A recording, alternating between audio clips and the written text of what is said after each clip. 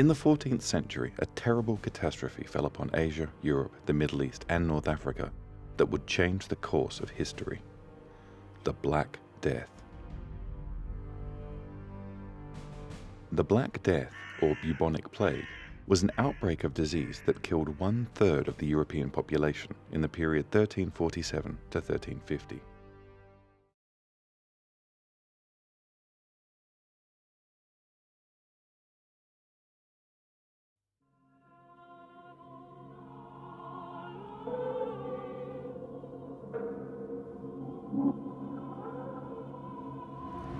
Are you good or evil?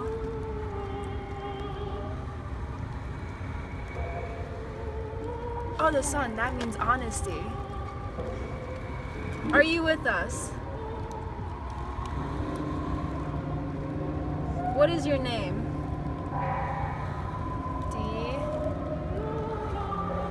R B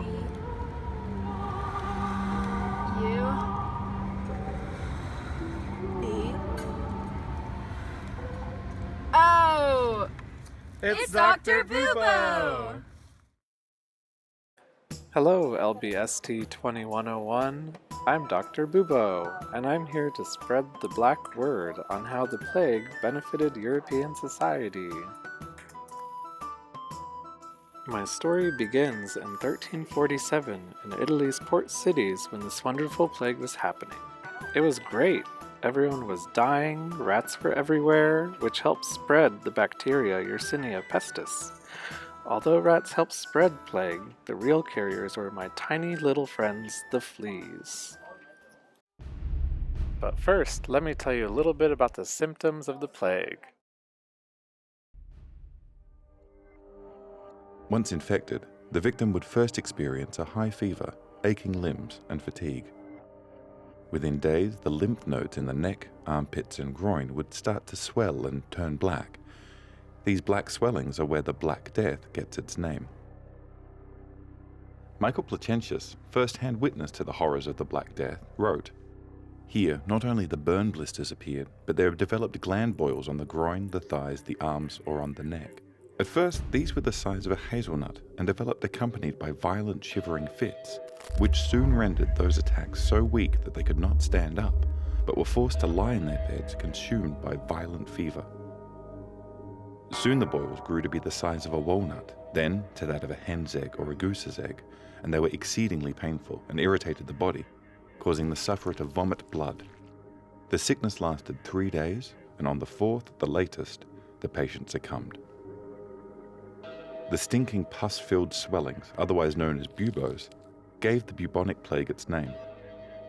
Their nervous system under attack, victims would become crazed and delirious with fever. Once the swollen lymph nodes started to burst within the body, the sufferer was not long for this world. Death usually occurred within the week. The outbreak of the Black Death in the 14th century actually involved 3 different strains of plague. The most common and visually the most gruesome form is the bubonic plague. The second form was the pneumonic plague. It infects the respiratory system once the bubonic strain reaches the lungs.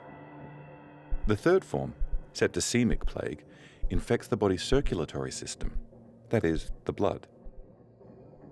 The bubonic plague is actually the weakest of the 3 strains. During the worst outbreaks of the Black Death, pneumonic and septicemic plague had mortality rates of almost 100%. It's believed malnutrition played a major role in making the symptoms more dramatic. Many who died had endured years of famine, the result of severe storms and drought, making their weakened immune system vulnerable. Ah, what great memories. Some may try to tell you otherwise, but I'm here to say that the Black Death led to great changes in Europe. After the plague, things were great. Lives improved for survivors, and if extreme starvation didn't get you, things were on the up and up. As a result of the Black Death, those who survived found themselves living in a new world order. Social mobility, new forms of commerce, economic gains, cultural and artistic renaissances, and early forms of women's rights developed as Black Death survivors found their perspectives and ideals about what was important to them changing. The Black Death was an important event that changed the old world and the new world with it. Land mainly belonged to royals and the church. Many commoners and peasants were unable to afford land, but after the plague, land mass was distributed a little more evenly.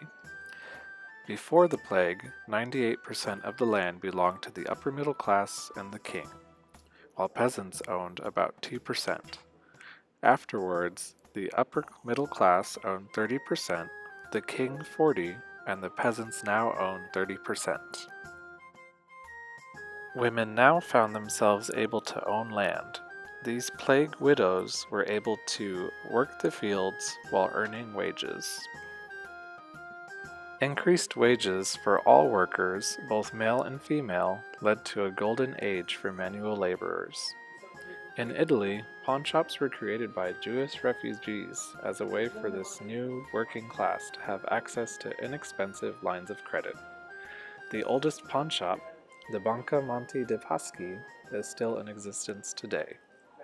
Throughout Europe, the way people handled their monies and affairs changed as well. Rather than leaving their money to the church upon their death, inheritance became the new norm. Friends and family of plague survivors of all social classes found themselves receiving gifts, reducing the gifts of piety to an already weakened Catholic Church. In Italy, where most of the cultural changes were in inheritance and money, many of these newly wealthy Italians would later become patrons for the Italian Renaissance. In England, land ownership and the idea of leaving visible marks on the world took hold. One way wealthy English people left their mark on society was through architecture. The Bishop and Treasurer of England, William Eddington, built a massive church in 1358, shortly after the Black Death, and was able to finance it almost completely on his own with his newfound wealth.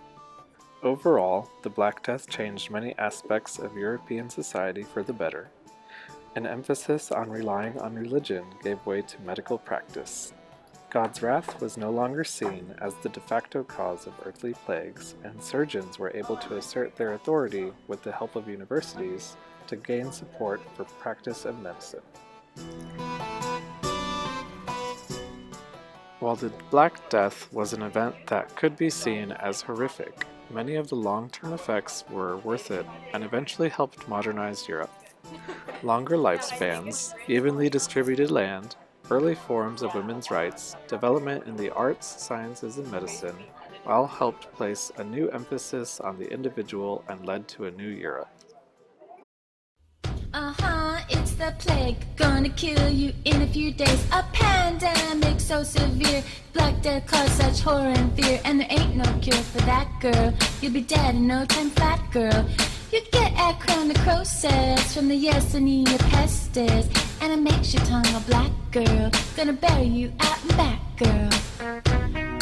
Ooh, he's under